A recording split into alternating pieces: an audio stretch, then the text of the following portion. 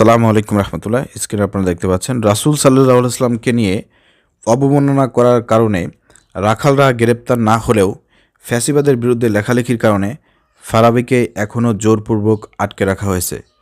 তবে কি অন্তর্বর্তীকালীন সরকারের হাতে ক্ষমতা নেই, নাকি ক্ষমতা থাকা সত্ত্বেও ফ্যাসিবাদী বিরোধী ভান ধরে ফ্যাসিবাদের মতোই ফারাবীকে ক্ষমতার অপব্যবহার করে আটকে রাখা হয়েছে?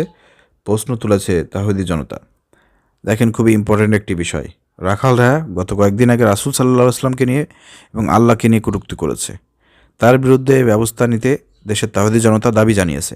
কিন্তু আমরা দেখলাম কিছু নাহিদ সহ কিছু উপদেষ্টারা তারা বাধা দিয়েছে এবং তারা রাখাল রাহার অনেক দালালি করেছে। ছাত্র সমন্বয়করাও এ বিষয়ে কোনো কথা বলে নাই। উপদেষ্টা মণ্ডলীতে যারা রয়েছে তারা এ বিষয়ে কোনো ব্যবস্থা গ্রহণ করে নাই। বরঞ্চ বিগত 15 বছর ধরে ফ্যাসিবাদ সরকারের বিরুদ্ধে লেখালেখি করেছে, প্রতিবাদ করেছে, অন্যায়ের প্রতিবাদ করেছেন এই ফারাবী। 5 আগস্ট এদের স্বাধীন হয়েছে, অত্যাচার শাসক জালেম হাসিনা সরকারের পতন হয়েছে, কিন্তু এখনও সেই সংগ্রামী লেখক, সেই প্রতিবাদী লেখক ফারাবী এখনও জেলের মধ্যে আছে।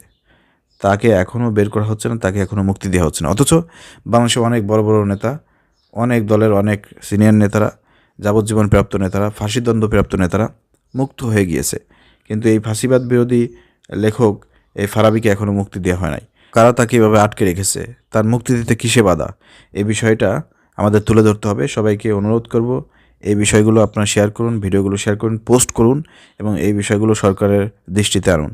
ছাত্র সমন্বয়করা এই বিষয়ে কথা বলুক, তাহলে এই বিষয়টি হয়তো সরকারের কাছে গুরুত্ব পাবে এবং ফারাবীর যেসব ফ্যামিলি রয়েছেন, পরিবার পরিজন রয়েছেন, আপনারা সংবাদ সম্মেলন করুন, তাহলে এই বিষয়টি হয়তো জাতীয় মিডিয়াতে আসবে। আর জাতীয় মিডিয়াতে আসলে পারেই এই বিষয়টি নিয়ে সরকার হয়তো ভাববে।